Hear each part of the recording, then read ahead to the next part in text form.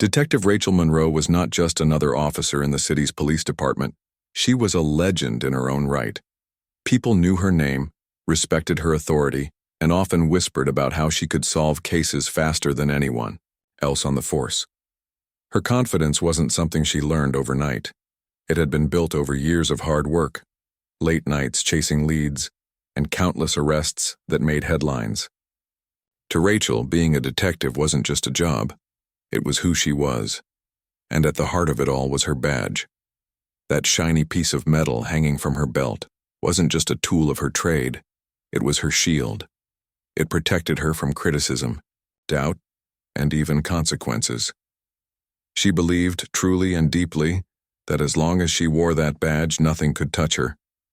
Rachel had always prided herself on her instincts. She trusted them like they were an extension of her own body. If her gut told her someone was guilty, then they were guilty. That was her rule. Over time, this belief became unshakable. In her mind, there was no room for second-guessing or hesitation. Justice wasn't about questioning yourself. It was about taking action. This mindset served her well for most of her career. But what Rachel didn't realize was that sometimes, when you're too sure of yourself, you stop seeing things clearly. You miss details, ignore warnings, and overlook possibilities that don't fit neatly into your version of the truth. One rainy evening in late October, everything started to shift, for Rachel and for the people whose lives she touched. It began with a call that came through dispatch. An elderly shopkeeper had been assaulted during a robbery at his small convenience store. The victim, Mr. Patel, was shaken but alive. He described the attacker as a tall black man wearing a hoodie, gloves, and jeans. Security cameras inside the store confirmed part of his story. A figure matching that description could be seen entering the shop moments before chaos erupted. When backup arrived, Rachel took charge immediately.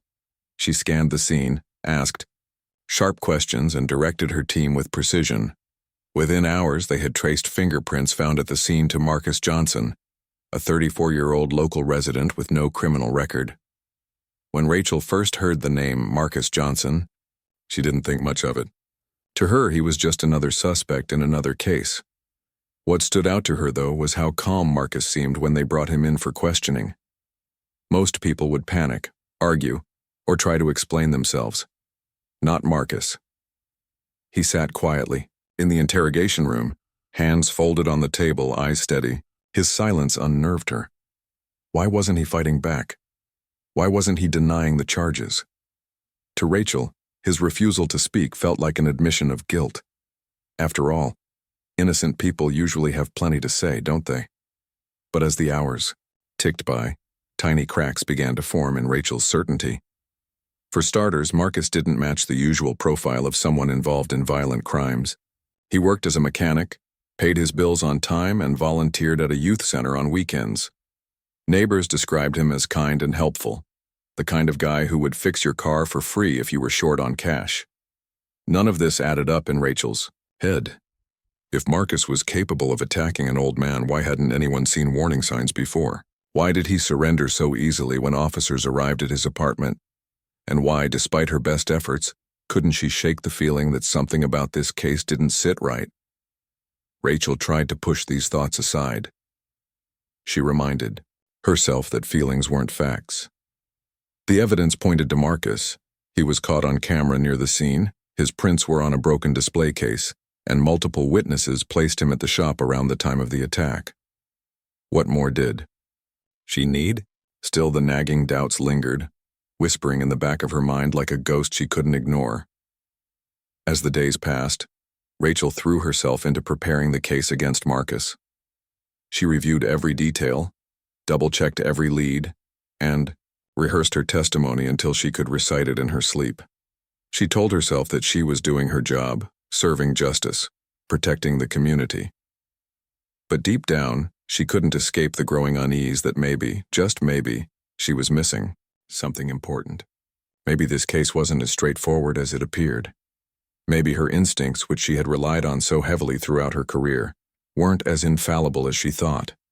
Little did Rachel know, this arrest would set off a chain of events that would challenge everything she believed about herself, her badge, and the system she served. Marcus Johnson wasn't just another name on a file. He was a person with a story, a past, and a future. And as Rachel would soon discover, confronting the truth about Marcus meant confronting the truth about herself. The arrest of Marcus Johnson should have been the end of the story for Detective Rachel Monroe. Cases like this were routine for her. Gather the evidence, make the arrest, and let the justice system take care of the rest. But as the hours turned into days, Rachel found herself unable to shake the feeling that something about this case was different. It wasn't just Marcus's calm demeanor during the arrest or the lack of a criminal record that puzzled her. It was the little things, the fragments of information that didn't quite fit together, like pieces of a puzzle missing their edges. For starters, there was the security footage from the convenience store. At first glance, it seemed damning. The grainy video showed a figure in a hoodie entering the shop moments before the attack. His face was partially obscured, but his height and build matched Marcus's description.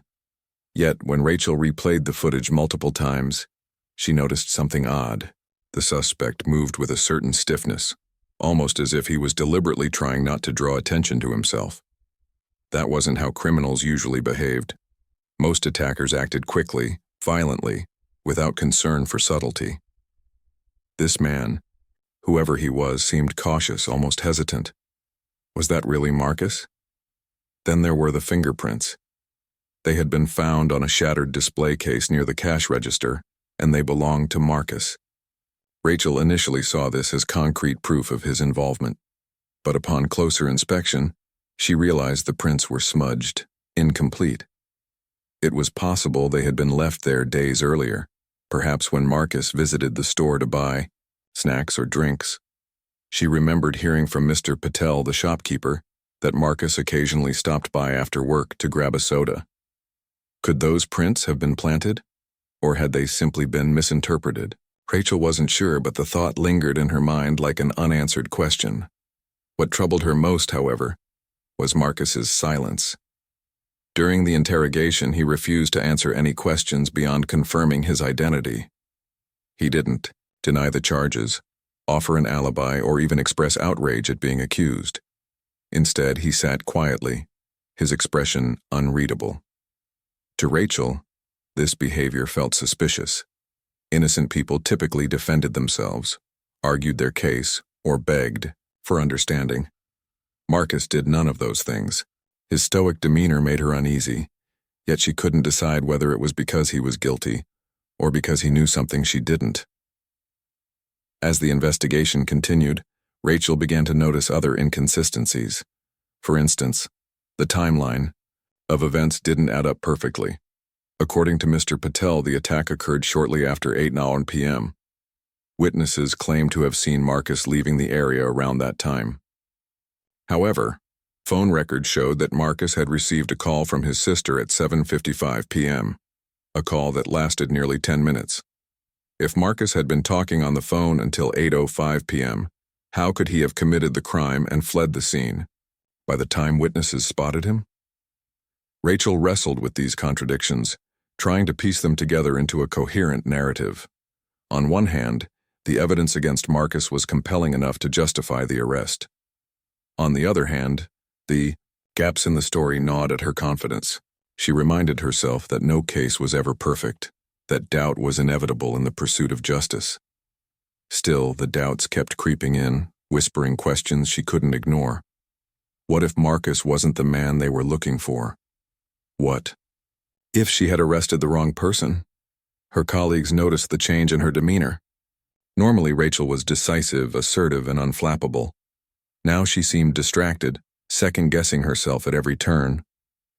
When her partner, Detective Harris, asked if everything was okay, Rachel brushed him off. "It's fine," she said, though her tone betrayed her uncertainty. "Just tying up loose ends?" Harris nodded but gave her a knowing look, as if sensing the storm brewing beneath her surface. To distract herself, Rachel threw herself into preparing the case for trial. She reviewed witness statements, cross-referenced timelines, and rehearsed her testimony until she could recite it word for word. She told herself that she was doing her job, following protocol, ensuring that justice was served. But deep down she knew the truth. She was searching for reassurance. She wanted to believe that she hadn't made a mistake, that the system she trusted so deeply wouldn't fail her now. One evening, as she sat alone in her office poring over the case files, Rachel allowed herself a rare moment of vulnerability. She stared at Marcus's mugshot, studying his face for answers. His eyes were steady, almost defiant, as if daring her to see beyond the accusations. For the first time, Rachel wondered what it must feel like to be in his position, to sit in a cell, accused of a crime you may or may not have committed with your freedom hanging in the balance. She tried to push the thought away, reminding herself that empathy wasn't her job. Her job was to find the truth, no matter how uncomfortable it might be. But the more she thought about it, the harder it became to ignore the possibility that she might have gotten it wrong. What if Marcus was innocent? What if her instincts, which she had relied on so heavily throughout her career, had led her astray?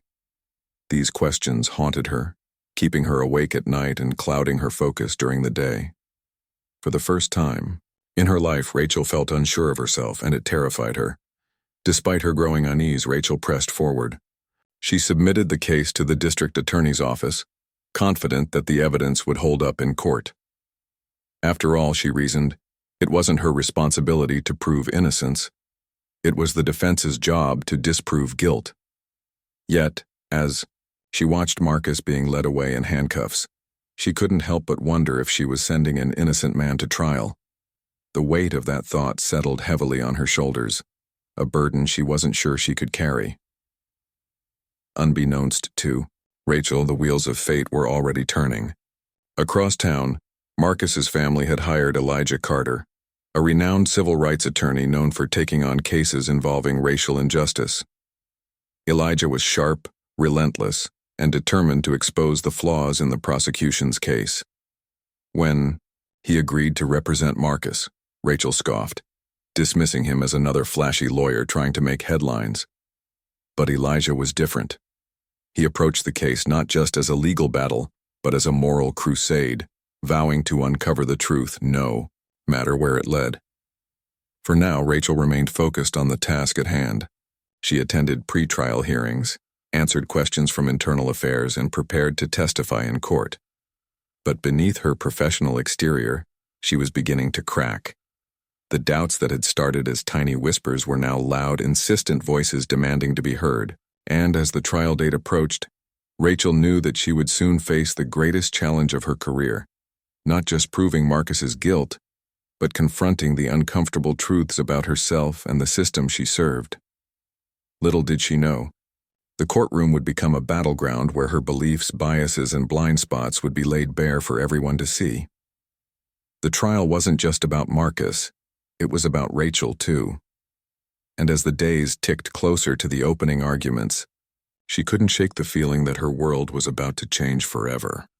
The moment Elijah Carter entered the picture, everything changed, not just for Marcus Johnson, but for Detective Rachel Monroe as well. Elijah wasn't your typical lawyer. He was a force of nature, known across the city for his unrelenting pursuit of justice and his ability to dismantle even the strongest cases against his clients. When Marcus's family hired him, Rachel initially dismissed it as a desperate move. Another flashy attorney trying to make headlines, she muttered under her breath during one of their team meetings. But as the days went on, it became clear that Elijah was far more than just a name or reputation. He was someone who didn't just fight for his clients, he fought for the truth. Elijah's first meeting with Marcus set the tone for what was to come. Unlike many lawyers who treated their clients as mere pawns in a legal game, Elijah approached Marcus with genuine respect and curiosity. He listened intently as Marcus recounted his side of the story, not just the events leading up to his arrest, but also the circumstances of his life. Elijah wanted to understand who Marcus was beyond the mugshot and the accusations. By the end of their conversation, Elijah had a clear sense of two things. Marcus was innocent, and the case against him was built on shaky ground. From the very beginning, Elijah made it clear that this wasn't just about proving Marcus's innocence. It was about exposing the flaws in how people like Marcus were treated by law enforcement. To Elijah, the case represented something much larger than one man's freedom. It was a reflection of systemic issues, biases, and assumptions that had plagued the justice system for decades. And if there was anyone capable of shining a light on those cracks, it was him. As pretrial hearings began, Elijah wasted no time going on the offensive. He filed motions challenging the admissibility of key pieces of evidence, questioned the credibility of witnesses, and demanded access to every scrap of information the prosecution had gathered. His strategy was simple, yet effective. Pick apart the prosecution's case piece by piece until nothing remained but doubt. For Rachel, watching Elijah work was both infuriating and unsettling. Every motion he filed felt like a direct attack on her methods, her judgment, and her integrity. One of Elijah's earliest victories came when he successfully argued to exclude part of the security footage from being used as evidence. The grainy video, which showed a figure resembling Marcus entering the store, lacked clarity and context. Elijah pointed out that without definitive proof that the person in the video was indeed Marcus, using it as evidence amounted to speculation, a violation of due process. The judge agreed, ruling that the footage could only be mentioned briefly during the trial, severely weakening its impact. But Elijah didn't stop there. He turned his attention to the fingerprints found at the scene, another cornerstone of the prosecution's case. Using expert testimony, Elijah demonstrated that the prints were smudged and incomplete, making it impossible to conclusively tie them to Marcus. Furthermore, he introduced phone records showing that Marcus had been on a call with his sister at the exact time the crime occurred. This alibi cast serious doubt on whether Marcus could have been present at the scene when the attack took place. Witness testimony proved equally problematic for the prosecution. During cross-examination, Elijah skillfully dismantled the accounts of several eyewitnesses, highlighting inconsistencies in their descriptions of the suspect and pointing out potential biases. One witness admitted they had only caught a fleeting glimpse of the attacker and couldn't confidently identify Marcus as the perpetrator. Another confessed they had been influenced by news reports linking Marcus to the crime before coming forward with their statement. With each revelation, the prosecution's case grew weaker, while Elijah's confidence soared. For Rachel, sitting through these hearings was excruciating. She watched as Elijah methodically unraveled the narrative she had worked so hard to build. Each objection he raised, each question he posed, seemed designed not just to discredit the evidence, but to expose the flaws in her reasoning. At times, she felt as though Elijah was peeling back layers of her own psyche, forcing her to confront uncomfortable truths about her biases and assumptions. Was she truly seeking justice, or had she allowed her instincts and perhaps her prejudices to cloud her judgment? The turning point came during a particularly tense hearing when Elijah introduced new surveillance footage obtained from a nearby business.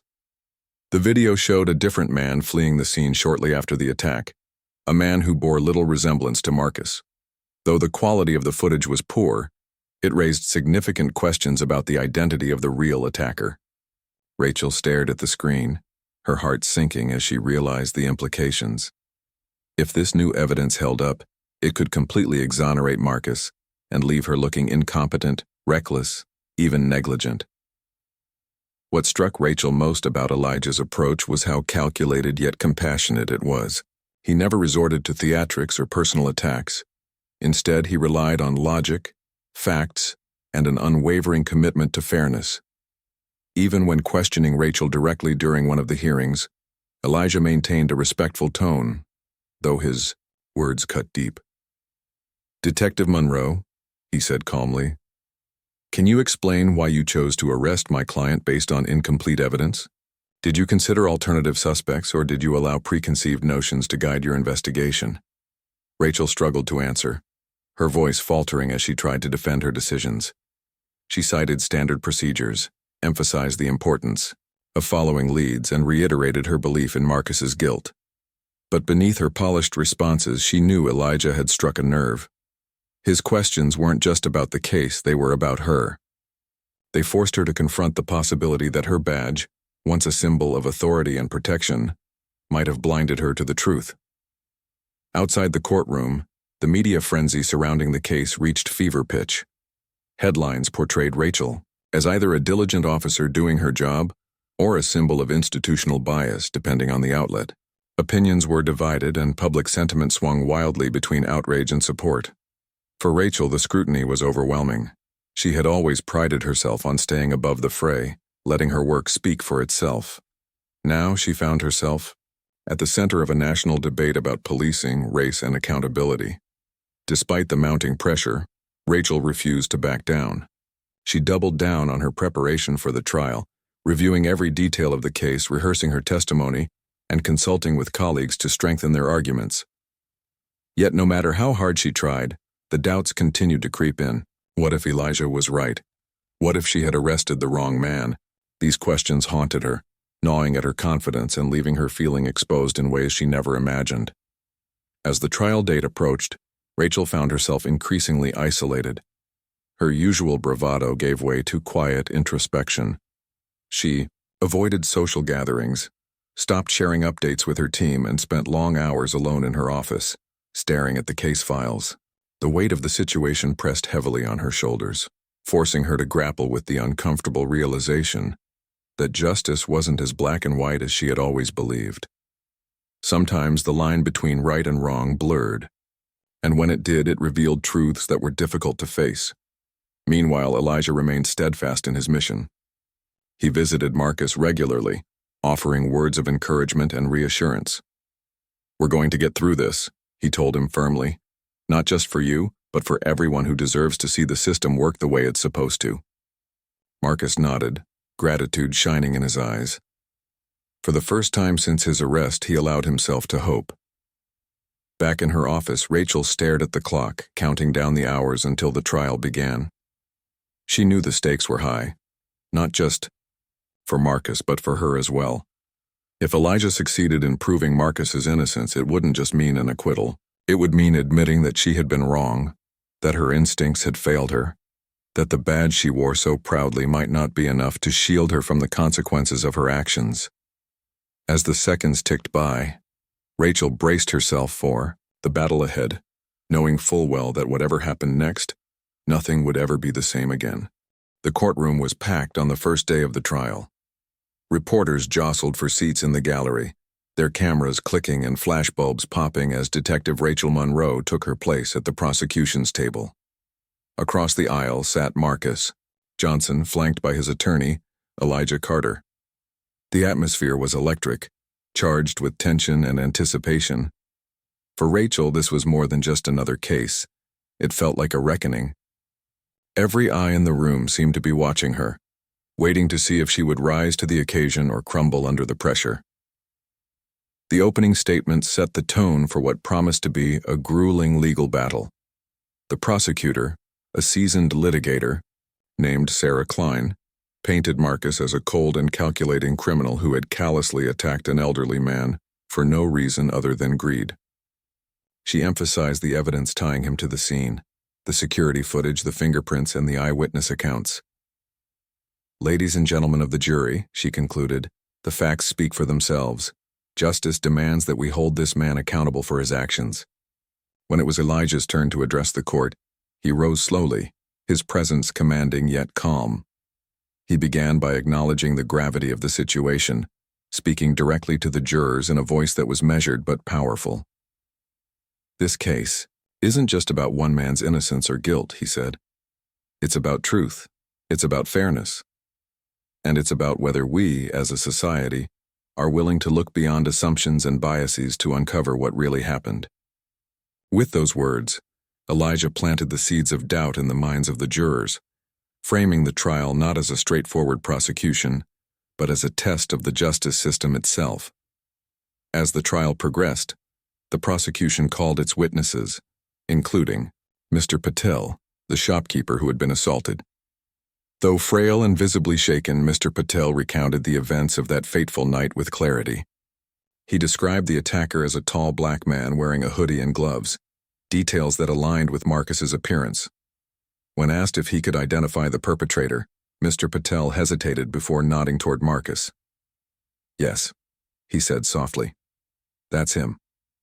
Rachel watched intently from her seat, relieved to hear testimony that supported the prosecution's case. But Elijah wasn't about to let the moment pass without challenge.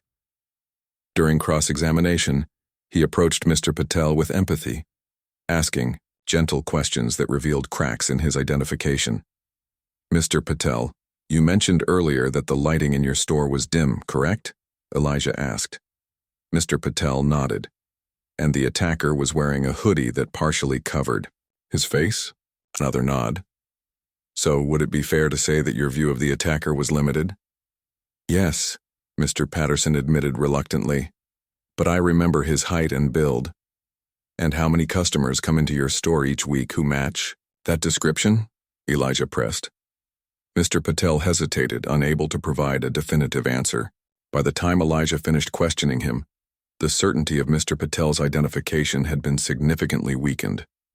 Next, the prosecution introduced the security footage, presenting it as conclusive proof of Marcus's involvement. But Elijah countered by highlighting its flaws: the poor resolution, the lack of clear facial features, and the possibility that the person in the video wasn't Marcus at all. He then played the newly obtained surveillance footage showing a different man fleeing the scene shortly after the attack. Though grainy, the figure bore little resemblance to Marcus, casting further doubt on the prosecution's narrative. The turning point came during Rachel's testimony. As a key witness for the prosecution, she was tasked with explaining the investigation process and justifying the arrest of Marcus. At first, she spoke confidently, detailing the steps she had taken to gather evidence and build the case. But when Elijah began his cross-examination, the mood in the courtroom shifted dramatically. "Detective Monroe," Elijah began, his tone polite but probing, "you've testified that you arrested my client based on the evidence available at the time. Can you walk us through your thought process?" Rachel cleared her throat, aware that all eyes were on her. "Of course," she replied. "We had multiple pieces of evidence pointing to Mr. Johnson, fingerprints at the scene, security footage, placing him near the area, and eyewitness testimony identifying him as the attacker. Based on that information, I believed there was probable cause to make the arrest." Elijah nodded thoughtfully before continuing. "You mentioned fingerprints. Were they complete prints or were they partial?" "They were partial," Rachel admitted, her confidence wavering slightly. "And is it possible for partial prints to be misinterpreted? For example, could they have been left at the scene days before the crime occurred?" "It's possible," Rachel conceded, though reluctantly. Elijah seized on this admission, pressing further. "So, given that possibility, why didn't you explore alternative explanations for those prints? Did you consider that someone else might have touched the display case prior to the robbery?" Rachel hesitated, searching for the right words. "We considered all possibilities, but the totality of the evidence suggested Mr. Johnson's involvement." "But isn't it true," Elijah countered, "that much of the evidence against my client is circumstantial? Isn't it also true that phone records show he was on a call with his sister at the time of the attack, a fact that contradicts the timeline presented by the prosecution?" Rachel felt her composure slipping. She glanced at the prosecutor's table, hoping for some form of support, but found none. Instead, she squared her shoulders and answered as best she could. "While the phone records raise questions, they don't definitively prove my client's innocence. We must consider the weight of all the evidence together." Elijah leaned forward, his expression softening ever so slightly. "Detective Monroe, let me ask you something else. In your years of service, have you ever made a mistake? Have you ever allowed preconceived notions or biases to influence your judgment?" The question hit Rachel like a punch to the gut. She opened her mouth to respond, but found herself at a loss for words. Memories of past cases flooded her mind, moments when she had relied too heavily on instinct, dismissing doubts because they didn't fit her narrative. For the first time, she realized how dangerous that mindset could be. Finally, after what felt like an eternity, she managed to stammer out a response. I try to remain objective in every investigation. My goal has always been to serve justice." Elijah nodded, letting the silence hang in the air for a beat longer than necessary. Then, without another word, he returned to his seat, leaving Rachel to sit in stunned silence. By the end of the day, the courtroom buzzed with whispered conversations. Reporters scribbled notes, eager to capture the dramatic exchange between Elijah and Rachel. Jurors exchanged glances, their expressions unreadable but undoubtedly reflective. Even Marcus, who had remained stoic throughout the proceedings, allowed himself a faint smile, a small but meaningful gesture that suggested hope was still alive. For Rachel, the experience was nothing short of devastating. She had entered the courtroom believing in the righteousness of her cause, convinced that Marcus was guilty and that her methods were sound. But Elijah's relentless questioning had exposed weaknesses not only in the case, but in her own approach to policing. For the first time in her career, she questioned whether she had done enough to ensure justice, or if she had simply followed the path of least resistance, allowing her badge to shield her from accountability. That night, Rachel sat alone in her apartment, replaying the day's events in her mind. She thought about Elijah's final question and the uncomfortable truths it implied. Had she allowed bias to cloud her judgment? Had she been so focused on proving guilt that she overlooked the possibility of innocence? These thoughts weighed heavily on her, keeping her awake long into the early hours of the morning. Meanwhile, Elijah met with Marcus and his family, buoyed by the progress they had made in court. Today was a good start, he told them, his voice filled with cautious optimism. But we're not done yet. We need to stay focused and keep pushing forward. Marcus nodded, gratitude shining in his eyes. For the first time since his arrest, he allowed himself to believe that freedom might still be within reach. Back in her apartment, Rachel stared out the window, watching the city lights flicker in the distance. She knew the trial was far from over, but she couldn't shake the feeling that the outcome would change her life forever. Whether Marcus was found guilty or innocent, the journey had already forced her to confront uncomfortable truths about herself and the system she served. As she drifted off to sleep, one thought lingered in her mind. Justice wasn't as simple as she had once believed. Sometimes it required more than just following the rules. It demanded honesty, humility, and the courage to admit when you're wrong. The courtroom was tense as the jury filed back in after 3 days of deliberation. The air felt heavy, thick with anticipation, as if everyone collectively held their breath. Marcus Johnson sat upright in his chair, his hands clasped tightly. Together, his eyes fixed on the jury foreman. Detective Rachel Monroe sat at the prosecution's table, her posture rigid, her face unreadable but her knuckles white from gripping the edge of the table. This was the moment they had all been waiting for, the verdict that would decide not just Marcus's fate but also the credibility of the case Rachel had built. When the foreman stood and announced the words, "Not guilty," a collective gasp rippled through the room. For Marcus, it was as if the weight of the world had been lifted off his shoulders. Tears streamed down his face as he bowed his head, overwhelmed by relief and gratitude. His family erupted into cheers from the gallery, hugging each other tightly, their joy palpable. Across the aisle, Elijah Carter allowed himself a small, satisfied smile, his years of dedication finally paying off. But for Rachel, the verdict hit like a freight train. Her body went numb, her mind struggling to process what had just happened. Not guilty. She had lost. As the judge dismissed the court, reporters swarmed outside, eager to capture reactions from both sides. Marcus emerged first, flanked by Elijah and his family. Cameras flashed, microphones were thrust forward, and questions came rapid fire. "How does it feel to be free?" one reporter asked. Marcus paused, composing himself, before answering. "It feels like I can breathe again," he said simply, his voice steady despite the emotion in his eyes. "I never stopped believing that the truth would come out. I'm just thankful for everyone who stood by me." Elijah stepped up next, addressing the crowd with the same calm authority he had shown throughout the trial. Today isn't just a victory for Marcus. It's a reminder that our justice system, while imperfect, still has the power to correct itself when we demand accountability and fairness, he declared.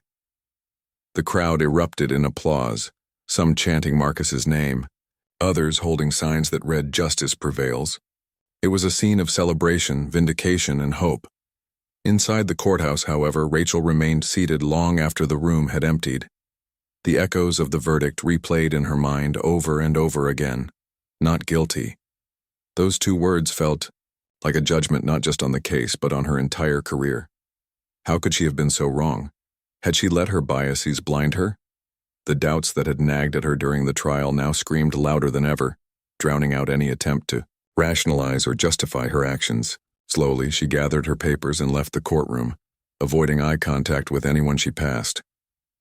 Outside, the media frenzy continued, but Rachel slipped away unnoticed, retreating to the quiet solitude of her car. As she drove home, the streets blurred past her window, but her thoughts were sharper than ever. She replayed every step of the investigation, the fingerprints, the security footage, the eyewitness accounts. Each piece of evidence that had once seemed solid now crumbled under scrutiny. What had she missed? Why hadn't she questioned her assumptions more thoroughly? By the time she arrived home, exhaustion had set in, both physical and emotional. She poured herself a glass of water and sank onto the couch, staring blankly at the wall. The phone rang multiple times, but she ignored it, knowing it was likely colleagues or superiors calling to discuss the fallout from the trial. She wasn't ready to face them, not yet. Instead, she turned on the news, watching coverage of the verdict unfold. Reporters hailed it as a landmark case, highlighting systemic issues within law enforcement and calling for reforms. One commentator even singled out Rachel by name, criticizing her methods and accusing her of racial bias. The criticism stung, but it wasn't the external judgment that hurt the most. It was the internal reckoning. For the first time in her career, Rachel questioned whether she deserved to wear her badge. She had always seen it as a symbol of authority, protection, and justice. Now it felt tarnished, heavy with the weight of mistakes she couldn't undo. Sleep eluded her that night, her mind racing with images of Marcus, Elijah, and the jurors whose decision had shattered her confidence. The next morning brought no reprieve. News of the verdict dominated headlines, sparking heated debates across social media platforms. Some defended Rachel, arguing that she had simply done her job based on the evidence available. Others condemned her, labeling her as another example of institutional prejudice. Internal Affairs launched an investigation into her conduct, questioning her decisions and scrutinizing her methods. Colleagues who had once praised her instincts now avoided her, unsure of how to react to the controversy swirling around her. Rachel attended the hearings required by Internal Affairs, answering questions with as much professionalism as she could muster. But inside she was crumbling. Every question felt like an accusation. Every document reviewed a reminder of her failure. At one point, an investigator asked her directly, "Do you believe you acted impartially in this case?" Rachel hesitated, her throat tight. "I believed I did at the time," she replied quietly, "but hindsight has taught me that I may have overlooked important details." Her honesty didn't shield her from consequences. The department placed her on administrative leave pending the outcome of the investigation, effectively sidelining her from active duty. For someone who had dedicated her life to policing, the suspension felt like a death sentence. Without the structure and purpose of her job, Rachel found herself adrift, unsure of who she was outside of her role as a detective. In an effort to cope, she began attending workshops on implicit bias and restorative justice, topics she had previously dismissed as unnecessary. At first, she approached them reluctantly, feeling defensive and skeptical. But as she listened to stories from marginalized communities and learned about systemic inequalities, something shifted within her. She realized that her experiences as a white officer didn't give her the full picture. There were perspectives. She had never considered struggles she had never understood. For the first time, she saw the badge not as a shield, but as a responsibility, a call to serve everyone equally, regardless of race, background, or circumstance. Slowly, Rachel started to rebuild her life. She volunteered at community centers, mentoring young officers and sharing lessons she had learned the hard way. She joined discussions about policing reform, advocating for changes that prioritized transparency and accountability. Though it was difficult to admit her mistakes publicly, she knew it was necessary, not just for her own growth, but for the future of law enforcement. Meanwhile, Marcus worked tirelessly to reclaim his life.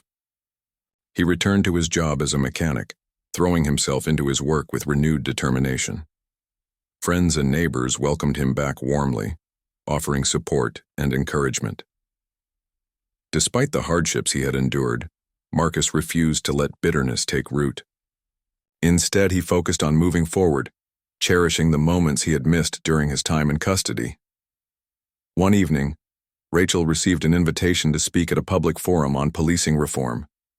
Hesitant but curious, she decided to attend. The event drew a diverse crowd: community members, activists, officers, and policymakers, all united by a shared desire for change.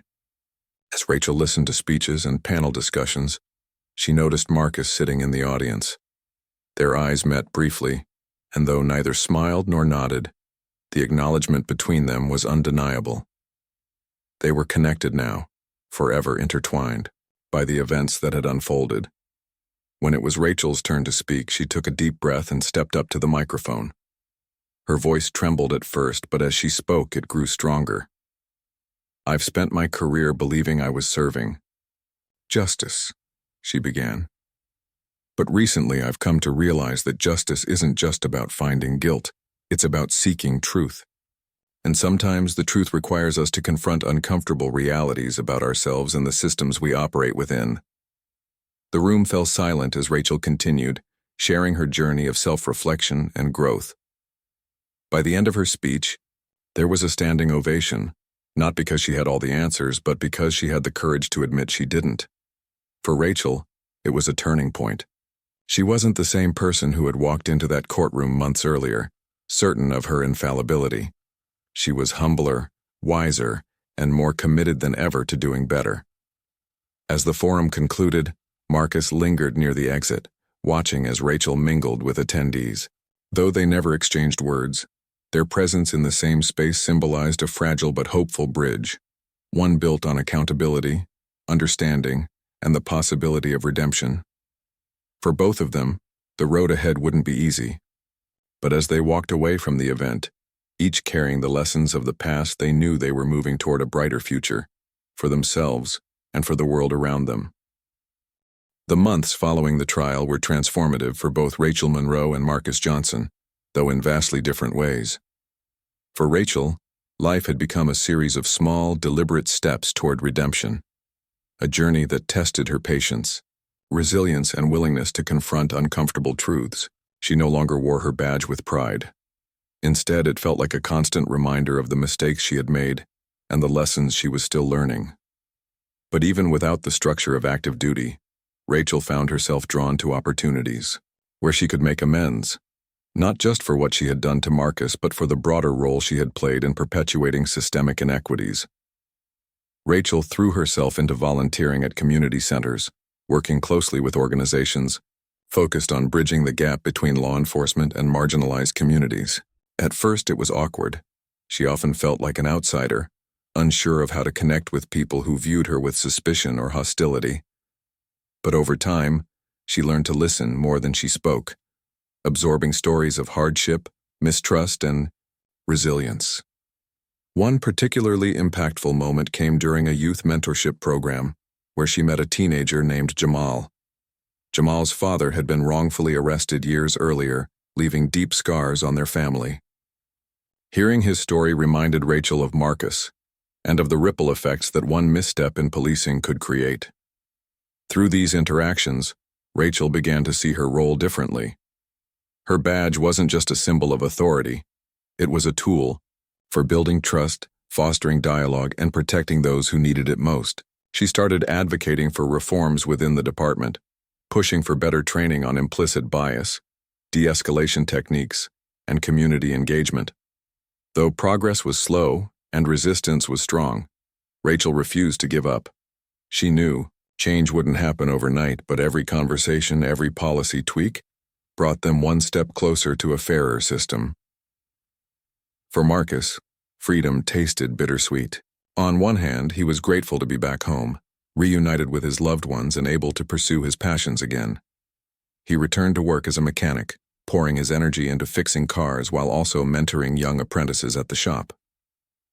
The sense of purpose he found in teaching others gave him a renewed sense of hope. Yet despite his outward optimism, the scars of his ordeal lingered. Nightmares about the arrest and imprisonment haunted his sleep, and moments of paranoia crept in when strangers stared too long or asked too many questions.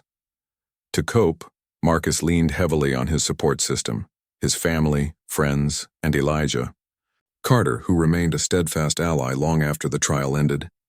Elijah encouraged Marcus to channel his pain into action, suggesting he get involved in advocacy work. "Your story has power," Elijah told him one evening over dinner. "It can inspire others and push for real change." Inspired by this advice, Marcus began speaking at community events, sharing his experience and calling for accountability in law enforcement. His speeches resonated deeply, especially with those who had faced similar injustices. Over time, Marcus transformed from a victim into a voice for reform, a beacon of hope for countless others navigating the same broken system. Despite their vastly different paths, Rachel and Marcus's lives continued to intersect in subtle, yet meaningful ways. Months after the trial, they crossed paths again at a public forum on policing reform, the same event where Rachel had delivered her heartfelt speech about seeking truth and justice. This time, however, their encounter wasn't fleeting. As the crowd dispersed, Marcus approached Rachel, hesitantly extending a hand. "Thank you for coming here tonight," he said simply, his tone measured but sincere. "I know it couldn't have been easy." Rachel shook his hand, her grip firm but gentle. "I should be thanking you," she replied, her voice trembling slightly. "You've taught me things I'll carry with me for the rest of my life." They stood there for a moment, two individuals bound by shared trauma and growth, neither needing to say more. In that brief exchange, forgiveness wasn't explicitly offered or requested, but understanding passed between them, quiet and profound. As weeks turned into months, Rachel continued her efforts to rebuild trust within the community. She partnered with local leaders to organize town hall meetings, inviting residents to voice their concerns directly to officers. These gatherings weren't always smooth. Emotions ran high, old wounds reopened, and tensions flared. But Rachel welcomed the challenges. Each difficult conversation was a chance to prove that she was willing to listen, learn, and adapt. Slowly but surely, skepticism gave way to cautious optimism. People began to see her not as a figurehead of oppression, but as someone genuinely committed to making a difference. Marcus, meanwhile, embraced his new role as an advocate. He joined forces with Elijah to launch a nonprofit organization aimed at supporting individuals affected by wrongful arrests and convictions. The group provided legal assistance, counseling, and resources to help families navigate the complexities of the justice system. Marcus also worked tirelessly to raise awareness through social media campaigns, documentaries, and partnerships with journalists. His story became a rallying cry for reform, inspiring lawmakers to introduce legislation aimed at increasing accountability and transparency in policing practices. Though their journeys diverged, Rachel and Marcus remained connected by the impact they each had on the other. For Rachel, Marcus represented the human cost of failure, a stark reminder of why she had chosen this line of work in the first place. For Marcus, Rachel embodied the possibility of redemption, a testament to the fact that even those who make grave errors can choose to grow and contribute positively. Together, albeit indirectly, they became agents of change, shaping a future where justice might truly be blind. 1 year after the trial, the city held its annual Unity Day celebration, festival designed to foster connection and healing among diverse groups. Rachel attended alongside several colleagues from the department, manning a booth offering information on recent reforms and initiatives. Across the park, Marcus stood behind a table for his nonprofit, surrounded by volunteers handing out flyers and engaging passers-by in conversation. From afar, Rachel spotted him and smiled faintly, acknowledging the distance they had traveled since that fateful courtroom verdict. As the sun set, casting golden light over the festivities, Rachel took a moment to reflect. She thought about the person she used to be, the detective so certain of her instincts that she stopped questioning whether they were right. She thought about the doubts that had gnawed at her during the investigation, the humiliation of losing the case, and the hard-won lessons that followed. Most of all, she thought about Marcus, whose quiet dignity had forced her to confront truths she had long ignored. Nearby, Marcus gazed out at the crowd, feeling a mix of pride and determination. He thought about the nights spent in a cold cell, wondering if anyone would believe in his innocence. He thought about the courage it took to stand in front of strangers and share his story, knowing it might open old wounds. And he thought about Rachel, whose apology, though unspoken, had been evident in her actions since the trial. In that moment, separated by yards but united by experience, they both realized something crucial. Justice isn't static. It's not a destination you reach once and then forget. It's a living, breathing process, one that requires constant vigilance, humility, and collaboration. Neither Rachel nor Marcus emerged from their ordeal unchanged, but perhaps that was the point. Growth rarely comes without struggle, and redemption is rarely achieved alone. As fireworks lit up the night sky, painting bursts of color across the horizon, Rachel and Marcus allowed themselves a rare moment of peace. They didn't need to speak. They already understood. Their stories were intertwined forever, not because of what had happened, but because of what they had chosen to do afterward. Amidst the laughter, music, and celebration, they stood as symbols of resilience and transformation, proof that even in the face of injustice, there is always room for hope, healing, and change.